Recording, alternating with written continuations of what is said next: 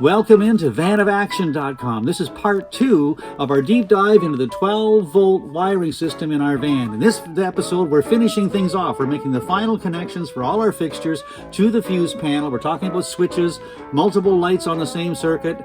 It'll be really useful to you. You should watch this in conjunction with part 1, which will be linked at the end of this video, which talks about the roughing in part in greater detail. And you should watch both in conjunction with our absolute rough-in video about labeling and safety and all the rest of it, which will be also linked at the end of this video. Hope you find it useful. Along the way, give us a like, a share, and a subscribe, and let's get started. And we're almost done. The van's almost finished. It's all finished on the inside. It's time to start hanging the lights or installing the USB ports. At this point, you've already got the fuse panel fired up. It's mounted on the wall. You've ran the big fat cable from the battery to the fuse panel, and the big fat cable from the back of the fuse panel back to the batteries. It's all set to go. As long as you don't have any of these installed, there's absolutely no juice going anywhere. It's all just sitting in the distribution panel. That's where you want it. You want it alive because you want to test things as you go. Then what I like to do is go to the far end of each run and work my way back. So let's say, for instance, we were working on the USB ports. The first thing you have to do is find the positive and negative terminals on the USB ports. Now check this out. Hopefully you can see this. Can you see that? They are marked positive and negative. It's unbelievable. And that's how hard it is. There's a little plus sign, a little minus sign. The plus sign gets the red wire. So how do we connect a red wire to the USB port? Well, there's a number of ways to do it. The first thing we have to do is take the insulation off of the wire. And there's a number of ways to do that. You can electrical pliers. You can spend a lot of money on crimpers and things. You can, if you're careful, you can use your knife and just roll the knife a little bit, pull it off, and you're fine. There's all kinds of different ways to do it. You have to bare a little bit of copper. And now we want to attach this red wire to the positive terminal on the USB port. I suppose we could try and shove it through that hole and wrap it around somehow and tie a knot in it, or we could solder them together. That might work. Also, there's this little guy here. This little guy just fits over top. Now, where did I get that? I bought that at the same place I bought the wire. This is a 16 gauge attachment of some sort. I don't even know what you call it. And they make them like this. They make all different kinds of them. And you can buy a variety of different types. You can buy them with little round things on the end or little U shapes on the end. And if you have to put 2 or 3 pieces together, you can buy little splice pieces. I'll show you how this works. But did you notice something about this? They're all blue. 16 gauge wire uses all of these blue connections. If you had to use a heavier wire for your cooler, or if you had a heavier wire and over top of the kitchen counter, if you wanted to plug in a some kind of a little oven, a little 12-volt oven or something, that would use a 12 gauge wire. They're all yellow. I mean, it's hard to go wrong here. If you're using 16 gauge wire, just use all your blue clips. If you're using something thicker wire, use your yellow ones. They're not that expensive. You just buy a little package of them. And again, the guy at the store is going to help you with this. It's just fine. So what you do is you take your proper color-coded clip and you put the wire in there until you see a little bit of wire coming out the end of it. Then you very carefully take a pair of pliers. This is what I like. I mean, this is the easiest thing. A pair of pliers that has this little guy right here. That part right there. You see that? See how they go together? There's that one. This got it right here. See that? This set of pliers has a number of different ones. All you do is take, I'm going to show you this. Let's do it this way.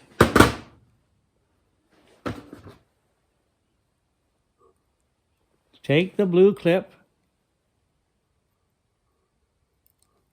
and squeeze it. You get a good dimple, and that won't come off. That is on there for good. It's set to go. So then when I attach this to the red wire, plug it onto the positive terminal, it's done. Do the same thing with the black wire. Plug it on the positive terminal, that is connected and it's done. That's great. And you can do that any place you have an end run. It's simple enough to do. And some of the things you buy, like for instance this USB port and this is something I couldn't buy locally. I had to buy this from the A people, but it's I didn't have a choice. But when I purchased it, it came with a couple of extra pieces. Let's see here if I can show you. It came with these two connecting pieces, which are really handy. They don't know where you're going to install it, so it comes with the two ends already installed, and these ones have little boots on them, which is kind of cool. I like that. You know, that makes it kind of nice, little moisture protection. So they have these on them, which is good. And they came out with the little end on it. I guess they didn't know where you wanted to put it. So in this case, you would cut that off, and you'd have to splice that with the other into your black wire if you wanted to use this boot instead of the other. So instead of having a connection here, making a connection here, you're making a connection down the wire a little bit. And I'll just show you how that would work. You just take and cut the black wire, strip the insulation off of it a little bit. Oh.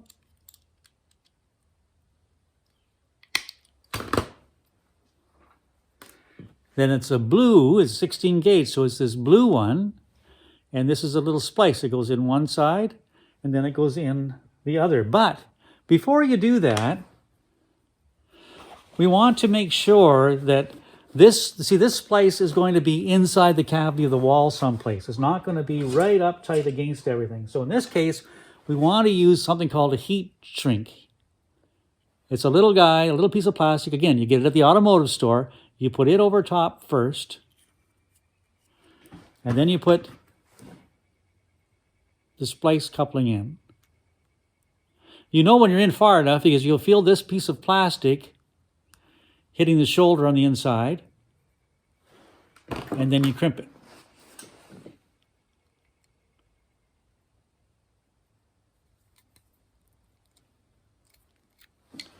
And then you take the other black wire you want to connect to, put it inside. I'm just going to turn this around here.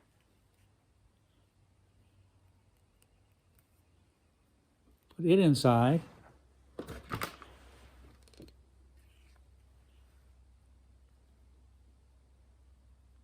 And then you crimp it.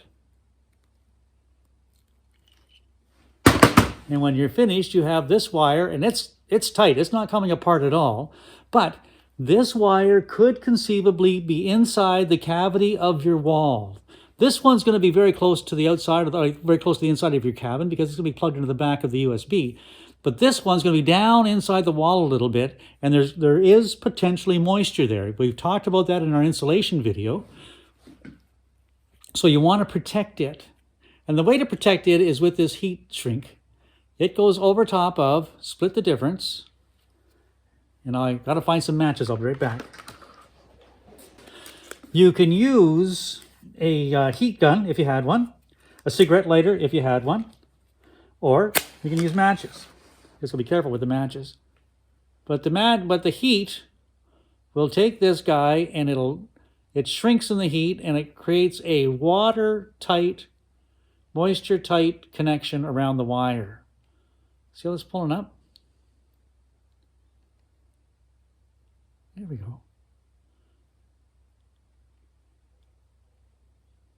And now, that is a moisture-tight connection, and these wires put together with a nice boot on the end of it, and this end of it will run back down to the fuse panel. It'll be a nice integral piece.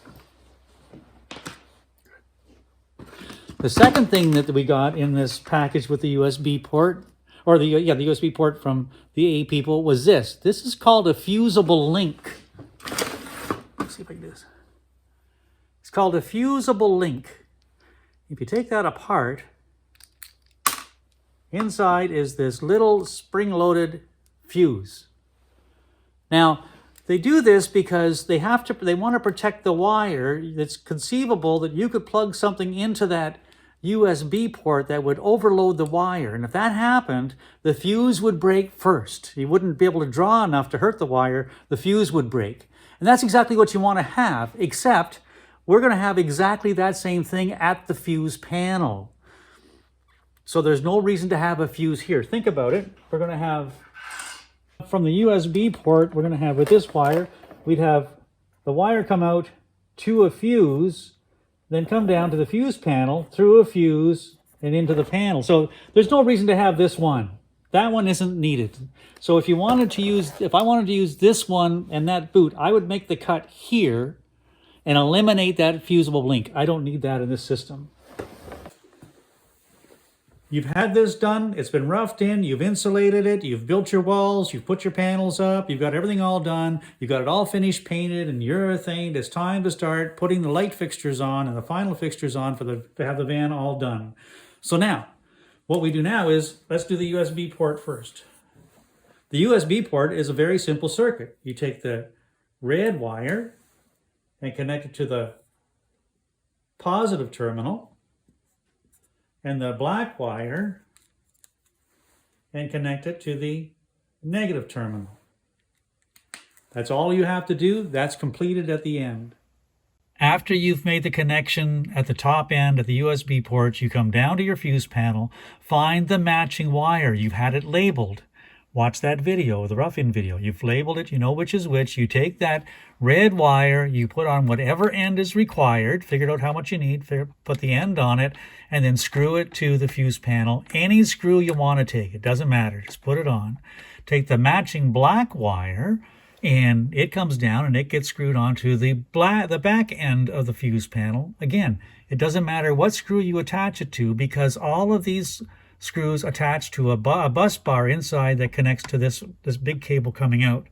In the same way that the big cable coming in feeds a bus bar that feeds off into each fuse slot.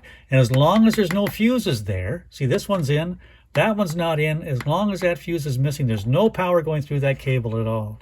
And you'll note that cable is either for my cooler or for my plug at the kitchen counter. These are those two because they're heavier wires. The one thing that's really important that you won't see here because I forgot is each time you make a connection here, you should label what each wire is for. I've got that written down, but I don't have it written down by the panel. Again, when the fuses are blown, you want to be able to come here and be able to look and identify each circuit, where they are, what they're for, and be able to troubleshoot to figure out which one may need to be changed. The cigar lighter is exactly the same idea. You take the red wire and connect it to the positive terminal, take the black wire and connect it to the negative terminal. Exactly the same. We'll do the same thing for the light. If it's a light that's going to have power to it all the time, you just take the red and the black, positive and negative, and connect them. But there is a bit of a trick with the lights. Let's talk about that. Well, buckle up, because this is when it starts to get a little bit on the crazy side. All the way through this build, we've been talking about red wires and black wires. We said the red wire was the positive, the black wire was the negative. When we connected to the USB port, the red wire went on the positive terminal, the black wire went on the negative terminal. It's been like that for everything until we get to the lights. And God knows why they do it this way, but I think they do it just to either sound important or drive us crazy. But every light that I bought from my van came out with a white wire and a black wire. More like residential built, like a house wiring. And in every case, the black wire was the power wire and the white wire was the return wire, and they had to be done correctly. They had to be wired correctly. Black wire was power. Now, if you're not sure, the way to test that would be to put one fuse in your fuse panel and then touch one wire to that screw and then touch the other wire to one of the black end screws. You can't hurt the thing at all. If you do that and the light doesn't come on, reverse them and do that, and you'll find the light probably will come on. Whichever way it comes on, that's the way you got to wire your light. The red wire goes on the power wire. So in this case, for every one of my lights, the red wire attached to the black wire and the black wire attached to the white wire. Sorry about that. That's just the way it was. Crazy, just crazy. We have one light connected that's just an end run. The power's at the light all the time. But let's take a look at how you make your connection now, where you're going to have a light, but you're going to have a switch, maybe in your center part of the van, over top of the kitchen cupboards, exterior lights. There's all kinds of places where you might want to be able to put on a switch and have the lights come on somewhere else. So first off, let's just take a look and pretend this didn't have a switch. How would you make that connection? Well, it's very clear, isn't it? All we would do is connect the red wire to the positive feed line and the black wire to the negative line. And then if we didn't want the switch at all, we would just connect these lines together, wouldn't we? And that would complete the circuit and everything would be just fine. If the red wire was connected, it'd be just fine. So all the switch is doing is breaking the connection of the feed line. So you take a switch, you put the feed line from the battery on one terminal, you take the feed line that goes to the light on the other terminal, and when these are connected, the power goes through the light and back down, and when the switch is open, there's no connection, the light doesn't function any longer. Perfect. Hope you're finding this useful. There's two more things about lights I want to share with you. The first is how much power they draw. Lights, these LED puck lights that we're typically using in our van builds, draw very, very little energy. You could have 10 or 15 of them, maybe 20 of them on the same circuit without overloading anything at all. So it isn't always necessary to run a new circuit for every light that you have. And if you remember, this was the light, we said this was a light over the bed. Well, what if you wanted two reading lights over the bed, one on each side? You could add a second light over here, and to run the power to it, you wouldn't have to go all the way back to the fuse panel. You could simply connect into this wire and run over. And connect into this wire and run over. And then you would have power to both lights all the time. And the way that would work is it would be a T. You'd have to make a connection like that with a T, the same on both. You'd have power of both lights all the time. You could do the same thing in this case. If this was your light switch and you had 3 lights down the center of your van, exactly the same way. You would come off the T, run a power line up to here, and run this one in. And with the red one, same idea. And these are hooked up in what's called parallel. There's power to all 3 lights all the time once the switch is on. If this light was to burn out, these 2 lights would still work. It's important to know that. That's the first thing I wanted to talk to you about. The second thing is, if you had 3 lights in your ceiling and you wanted 2 lights over your kitchen counter, these are 2 lights over the kitchen counter, and let's say you wanted 2 exterior lights as well. One at the front and one at the back, wherever they want it to be. You don't have to run all the way to the fuse panel to power up these lights if they're going to be relatively close switch-wise. You could take, as long as you jump in before this switch, jump in and run a power line over this way to here and to here. And then come off of this return line over here, over here. And then in this power line, because you wanted to have a switch, put a switch. Now you've got power coming off the fuse box, uninterrupted, to the switch, going up to each light, completing the circuit, coming back down and joining in. The same way if you had exterior lights, you would do it exactly the same thing. Come off of this line, like so, and then come off of the power line before any breaks, so you're getting uninterrupted power from the surface, from the panel, and put a switch. And now you have 3 sets of lights, all individually switched, all running off of one power line from the panel. and returning back to the panel. As long as you keep those lines connected, you're going to be just fine. I hope that all made sense to you. If you have any questions, please leave me a comment below and I'll do whatever I can to help you out. Remember, this is a carpenter's perspective. I'm not an electrician, but I know my system works and it works just fine. It was fun to do. Be sure to watch this first video about roughing in the wiring. It tells you more about sizes, the type of wire you need. You need to have them protected, how to label them, how to keep track of things. It's important you work at them together. A little bit deeper dive here. Hope you found it useful. Give us a like, a share, a subscribe, and y'all come back.